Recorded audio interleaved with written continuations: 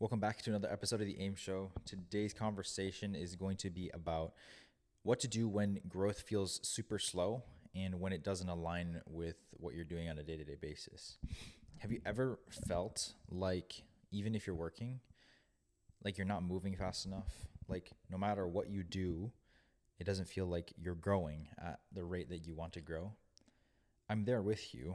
I think recently I've been feeling that tension, and I kind of wanted to talk about it and dive into it about waiting, trusting, and not always knowing when and what things will happen in the future, and understanding how to trust God and removing the fear in the process and allowing yourself to grow, even if it's slow. So it's going to be more of an episode on like how we can grow and how we can handle the slow seasons of our life in our life and business with faith, some different perspectives, some persistence. I think a quote that I love kind of thinking about or after researching for this episode is by Joyce Meyer, and it says, "Patience is not the ability to wait, but the ability to keep going with a good attitude while waiting." And I think that beautifully puts that point in that perspective. So everyone faces periods where growth feels super delayed and super slow. Now, it's not like an uncommon thing by no means. There's going to be times where you're growing and you're rapidly growing and that momentum builds up and you feel like you're always going to win and you're going in this upward spiral.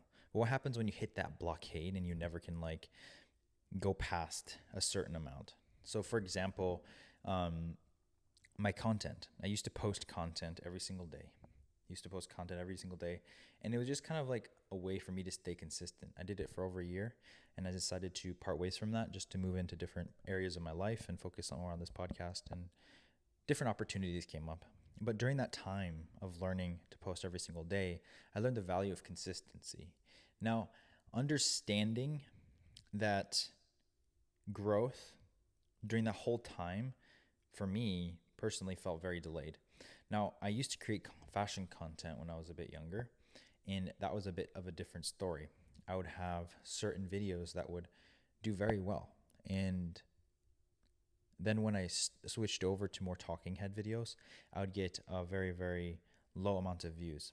And I felt as though that growth was delayed. I felt like I was putting in the work. I felt like I was doing all these different things, but nothing seemed to work. Yeah, here and there I would get some views, I would do some like small numbers, but I never really felt fulfilled. And I realized that I wasn't doing it out of a place of true fulfillment. I was doing it out of a place of, I just have to get this checklist off my to-do list. I had made it so systemized that every single day I would just be like, I have to create that one piece of content. And if I did that one piece of content, I'd feel good for the day. But I never really iterated. I never really translated the things that might have not worked. I never really edited or tried different perspectives in different ways. Maybe I edited a little bit of different ways in how I talked and stuff. But in reality, I should have been more keen on learning and trying different perspectives and trying different variables so that I could understand from a different perspective and a different outlook on how my content should have gone. And that growth could have been probably quicker if I were to iterate, change, and have different perspectives and have different strategies that I could have implemented. There's a Bible verse that I love coming to, and it's Ecclesiastes 3 verses 1, and it says, "There's a time for everything and a season for every activity under the heavens." And I think, honestly, looking back at the content, for example, I think those slow seasons where you have like so minimal results and being able to just sit in it. Now looking back over the last year, I think it built my character and it tested my character and it tested my talent in what I was doing. And I think it really showcases who you are. Are you willing to put in that effort? Are you willing to put in that sacrifice to do that? And I did, but I didn't do it at the level that I should have done it. And I think that's because the world results and rewards super fast results, but oftentimes I think growth is often invisible in the beginning. So when we look at other people and the world, everyone wants to go fast. They want to win fast. They want to grow super fast. But I think oftentimes when you start, growth is very, very invisible. It's very, very unnoticeable in the beginning. But after time, it becomes exponential. And I truly believe that 1 year of consistent content has showcased to me better ways of speaking, getting comfortable in front of the camera. There are different skills and skill sets, more than one skill, that I could put together by just staying consistent with posting one piece of content every day. Even if I'm not happy with the way that they turned out, I still learned so many valuable lessons in that period. And I think a lot of businesses, a lot of content, a lot of people stay hidden behind the scenes before the big breakthrough. Now, I heard this saying, and I don't know if it's true or not, but I'm like 90% sure it's true. And it's the story of the bamboo. It spends years underground, and then it takes a couple months for it to shoot up many, many meters into the air. And during that time, under the ground, it's preparing. And I think a lot of people and a lot of businesses have to understand this perspective. It's okay if you're underground, building a foundation, habits, consistency that no one else sees. Because in reality, you are who you are in private when no one is watching. You're not the person who you say you are to the public. You are the person who you are when no one else is watching you do anything. Are you actually following through with the things that you say and the person that you say you are? Or are you just saying you are a person and then not following through with the things that you say you are? Now, I'm guilty of not living up to the potential line of who I say I am. For example, maybe I say I go to the gym consistently, but I miss a couple days in the week. Then I'm technically not being the person that I say I am. And it's really important and it's really amazing to have an amazing community around you that keep you accountable. Now, I think one of the most beautiful things that you can do is find a spouse or find a partner that pushes you and sees the best version in you so that they keep you accountable for the rest of your life. Now, I think sometimes God delays our progress and our growth as protection. Maybe he's keeping you from something that you're not ready for. And I think that's a perspective that I like to think back to whenever I feel like I should be somewhere and I question and I ask God, why am I not here yet? But maybe he's protecting me from something that I'm not ready yet, a conversation that I couldn't handle, or maybe it's an opportunity or a better opportunity that's maybe a couple months down the road after I build a certain skill set or I do a certain thing or I open a certain opportunity. But it's understanding that sometimes God will delay something in order to keep you protected. And I also think that waiting sharpens your discipline. Like when growth is slow, it's not interesting and it tests who you are, right? Like posting every single day is not the most glamorous thing. And it forces you to focus on what you can control and allows you to understand that you can control a lot more than you think you can control. Like I think oftentimes when you want to start something, let's say you want to go to the gym every single day. Now that's like a daunting task at first, but you can control yourself to go to the gym every single day. Now there's going to be certain circumstances and people saying like some absurd case of like, oh, I got injured or whatever, I go to the hospital. But for the majority of people, you can do it if you commit yourself to doing that certain thing. And I think it's extremely important. And I think it's something to shift your perspective from. I think instead of saying, why is this taking so long? Maybe it's the better question or the better thing to ask is, what is God building me, or how is God building me during this time? What is God building me into? How is God building me in this time? And I think there's 2 Bible verses that amazingly put this, and I want to read them to you. Romans 8:25 says, "But if we hope for what we do not yet have. We wait for it patiently. Second one is Lamentations 3 verses 25, and it says, "The Lord is good to those whose hope is in him, to the one who seeks him." I think that there are certain mindset shifts that we can kind of incorporate into this, and I kind of want to get into them. And waiting, and the first topic is waiting does not mean you're wasting time.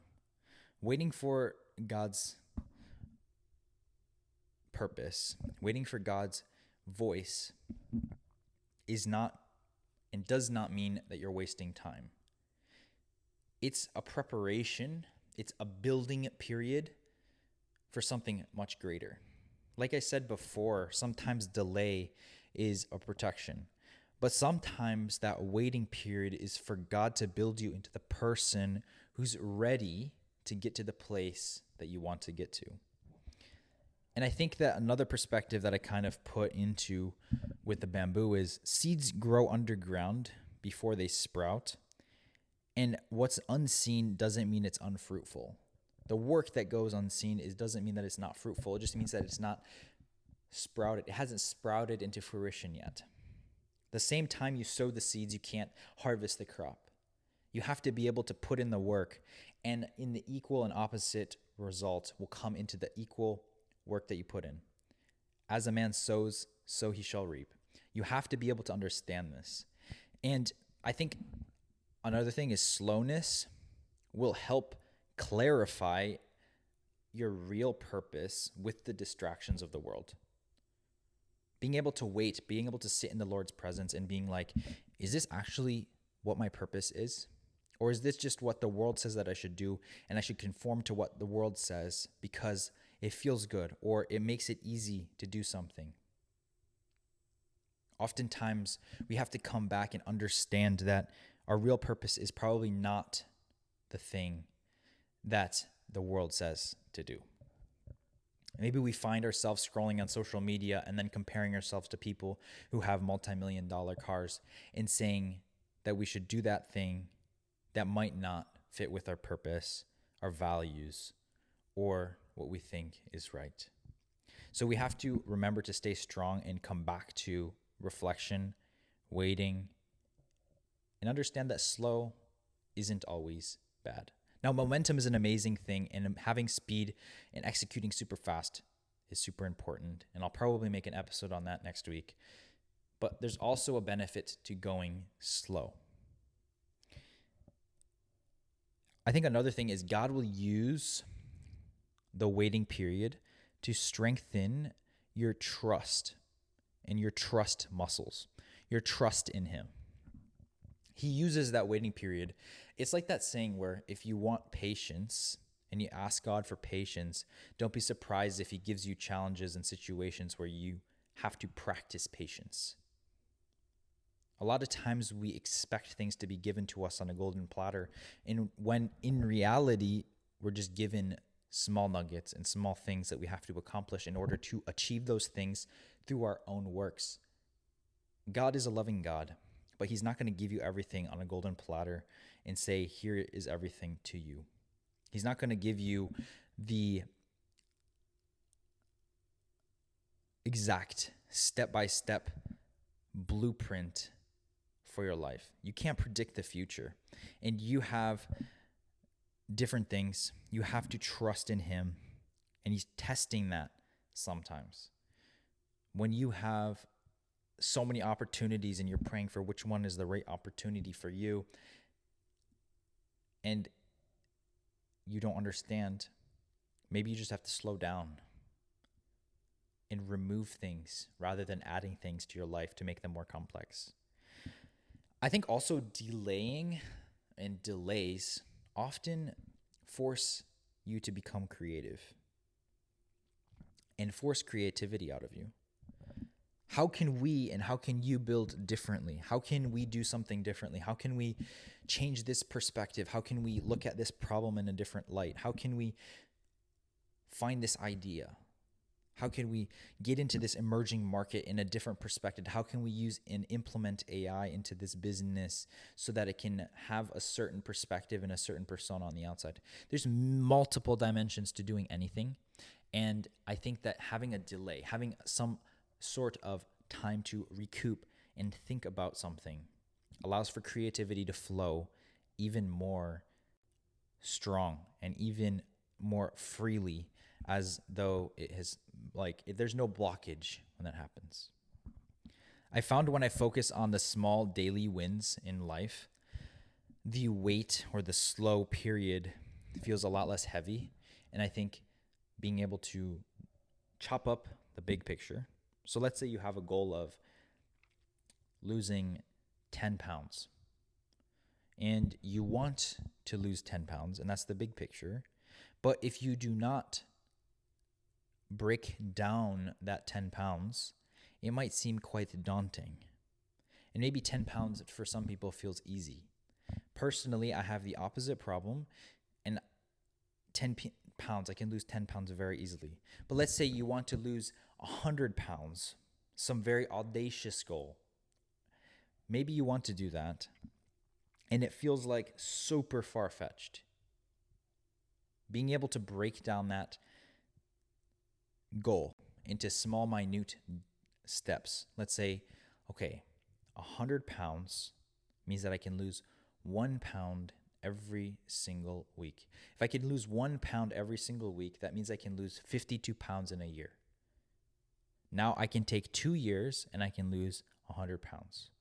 Now you have broken down the issue and it feels less daunting. You have 7 days to lose 1 pound. And 1/7 of a pound, I have zero clue how many grams or how many ounces that is, but 1/7 of a pound every single day is a lot less daunting than saying I have to lose 100 pounds. Breaking it down into those daily actions makes the wait or that slow period feel less heavy and less daunting. Some Bible verses that I love are Proverbs 16:3, and it says, "Commit to the Lord whatever you do, and he will establish your plans." And the second one is James 2:26, and it says, "Faith without works is dead."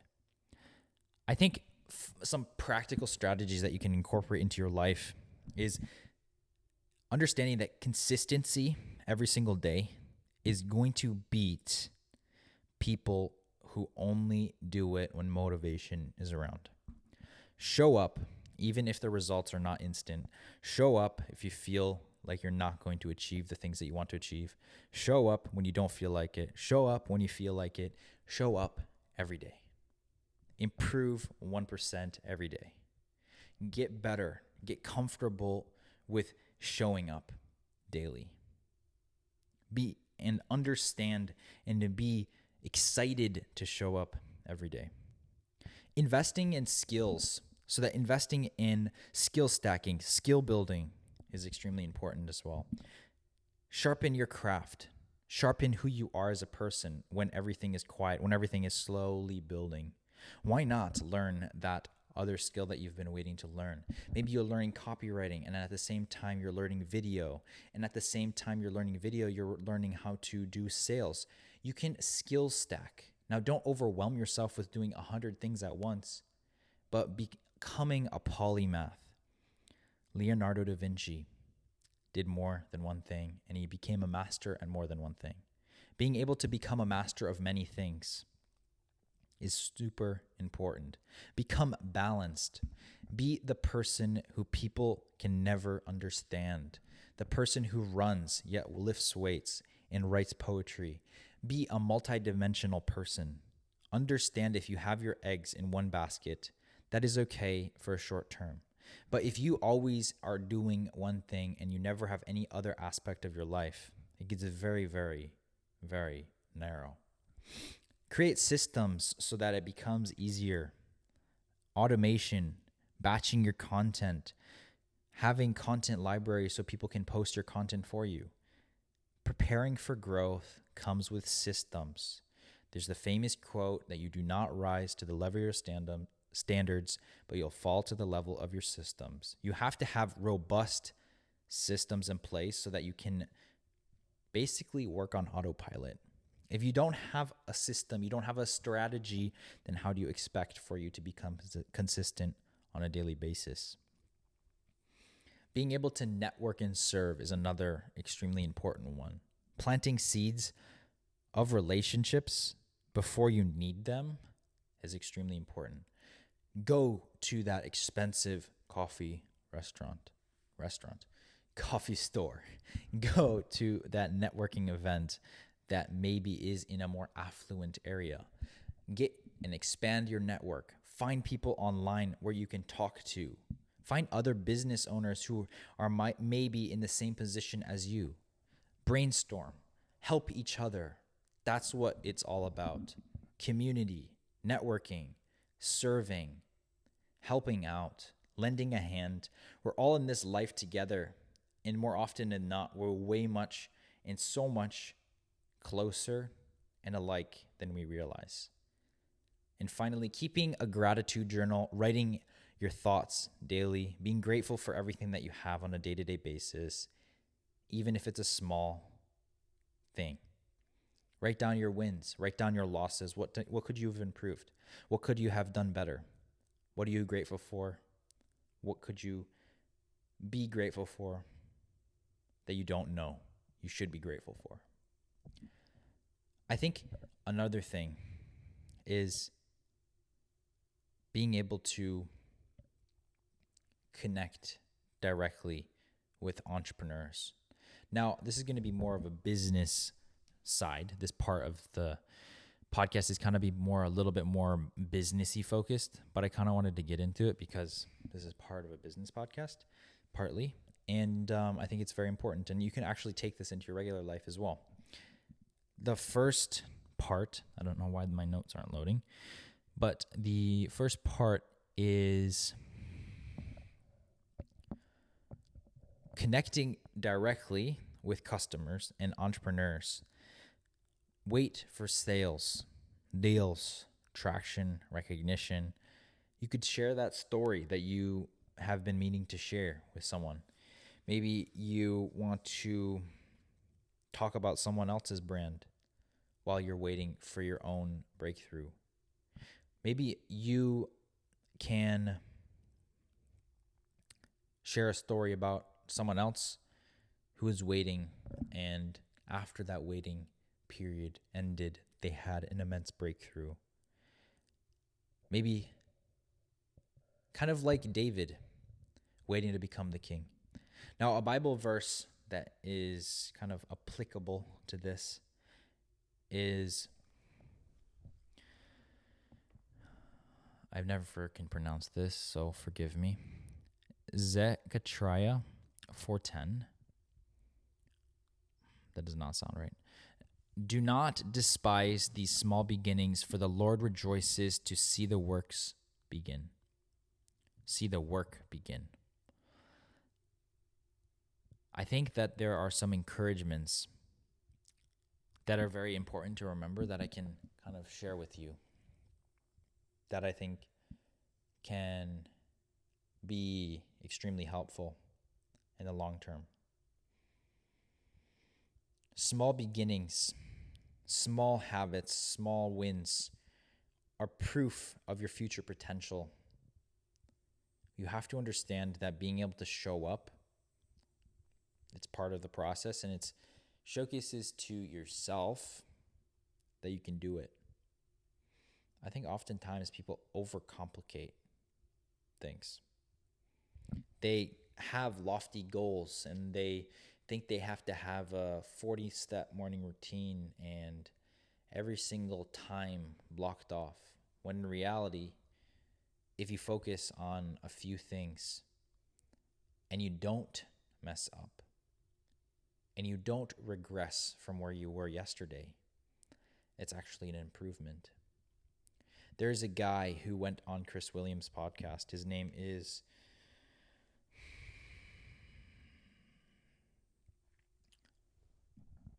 Dry Creek something. I completely forget, and forgive me because I should know this. But I love his perspective in a fast-paced world, which there's benefits to.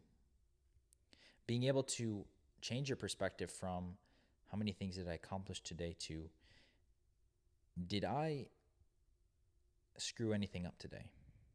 And if I didn't, that day is a win. Our lives and our world is so fast paced that oftentimes it's looked down upon to have a simple pleasure.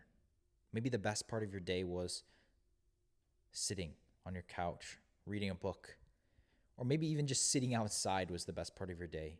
Yet most people are afraid to share that because it feels so mundane. But if we can't enjoy the simple things in life, what makes us expect us, or what makes us think we're going to enjoy things later on? Nothing. If the simple things in life can't give us fulfillment, then how can the big things give us fulfillment? And oftentimes, like financially, money is going to be cool. Like, oh, money would be amazing to have. But money is just a tool, and it's not inherently everything. Money is an amazing thing, and it buys happiness partially. It relieves the pressure of financial things. And when you do not need to think about finances, your life becomes, in turn, a little bit less stress-free, which I could argue against because if you're an entrepreneur, you'll probably have more stress. But beside the point, I think you kind of get what I'm saying, and I'm kind of going off on a tangent. But I think the second key encouragement that you can take away is comparison is the enemy if you look at comparison the wrong way, and you have to understand that everyone's timeline is different. Now, there's a lot of people who say comparison is the thief of joy, and I understand why people say this. Yet, personally, in my opinion, now I could be wrong and I could be biblically wrong, I personally find that comparing myself to people in a positive way is actually helpful to me. Now, what do I mean by this, and what the heck is that? How the heck can you implement that if you even are going to? And it's, if I see someone who is, let's say, 23 years old, who's a multimillionaire, who retired his parents, who's very close to God, that inspires me.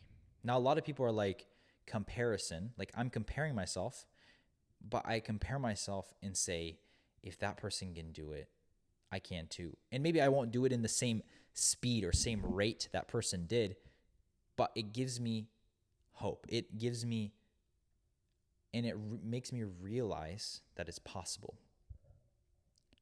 Now, comparison in the other way, where you're saying, well, this person has this opportunity, or this person comes from this family, so they have this opportunity, that's where it becomes a little bit degrading, a little bit harmful. But I think if you do it in the right way, it's okay. What feels slow to you could be God's perfect timing. Oftentimes, I think we all rush because we just want to get through things super fast, and we are in an instant dopamine and reward system brain that we can't wait for 5 minutes for anything. I see people scrolling on their phone when they're driving. It's insane. Insane. You're telling me that we can't get off of our phones for 5 minutes to fold the laundry? You're telling me I can't drive for 25 minutes and I can't not look at my phone? Now, mind you, I'm very guilty of this. I've sometimes done this too. But you have to be super mindful. Like, it's crazy to me how far one way we've gone. Like, it's crazy to me that how much speed and instant dopamine and reward has changed what feels slow. But maybe it's actually slow, but maybe that actually slow timing is actually God's timing, and he's actually teaching you patience and being able to walk through and show up every day. I think momentum often happens suddenly after years of small steps and consistent action when your life feels slow. I love to think of momentum as kind of like rocket boosters in a sense, kind of a little bit different. I like to think of a graph, and let's say you and another person are on the graph, and one person has daily habits consistently.